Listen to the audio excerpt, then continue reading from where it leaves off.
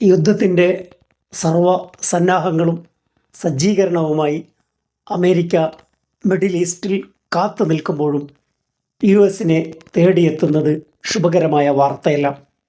ഇറാനിൽ കാര്യങ്ങൾ എളുപ്പമല്ല, സങ്കീർണമായ യുദ്ധമായിരിക്കും.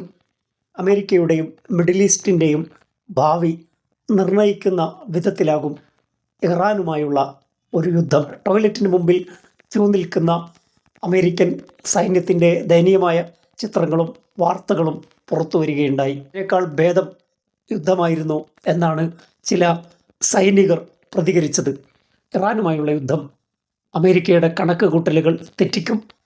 വലിയ വില അതിന് നൽകേണ്ടി വരും. ഇത് സജ്ജീകരണങ്ങൾ, ഭാവിയിലേക്ക് ആവശ്യമായ മിസൈലുകൾ, ഇതൊക്കെ തീർന്ന് അമേരിക്കയുടെ പ്രതിരോധ രംഗം തന്നെ തകരാറിലാകും എന്നാണ് അമേരിക്കയ്ക്ക് ലഭിച്ചിരിക്കുന്ന മുന്നറിയിപ്പ്.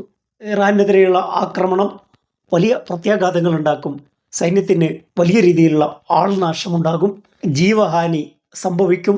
സൈനിക മേധാവിയുടെ മുന്നറിയിപ്പ് നിഷേധിച്ചുകൊണ്ട് ട്രംപ് രംഗത്ത് വന്നെങ്കിലും എല്ലാ സോഴ്സുകളിൽ നിന്നും അമേരിക്കൻ സൈനിക മേധാവി നൽകിയ മുന്നറിയിപ്പ് സ്ഥിരീകരിക്കപ്പെട്ടിരിക്കുന്നു. സൈനിക മേധാവി അത് തിരുത്താൻ ഇതുവരെ റെഡിയായിട്ടില്ല. ജനറൽ ഡാൻ കെയ്ൻ മുന്നറിയിപ്പ് നൽകിയിട്ടുണ്ട്. ഇറാനെ ആക്രമിച്ചാൽ മിസൈൽ പ്രതിരോധ സംവിധാനങ്ങൾക്കും ആവശ്യമായ യുദ്ധോപകരണങ്ങളുടെ കുറവ് അമേരിക്കയെ വലയ്ക്കുമെന്ന് കഴിഞ്ഞ ആഴ്ച നടത്തിയ കൂടിക്കാഴ്ചയിൽ ട്രംപിനോട് ഡാൻ കെയ്ൻ മുന്നറിയിപ്പ് നൽകിയിരുന്നു.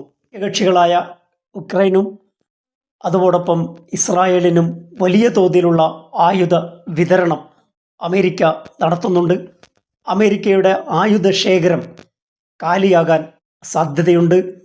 സ്റ്റോക്ക് കുറവാണെന്ന മുന്നറിയിപ്പാണ് ഡാൻ കെയ്ൻ ട്രംപിന് നൽകിയിരിക്കുന്നത്. വാർത്ത ആദ്യമായി പുറത്തുവിട്ടത് വാഷിങ്ടൺ പോസ്റ്റാണ്.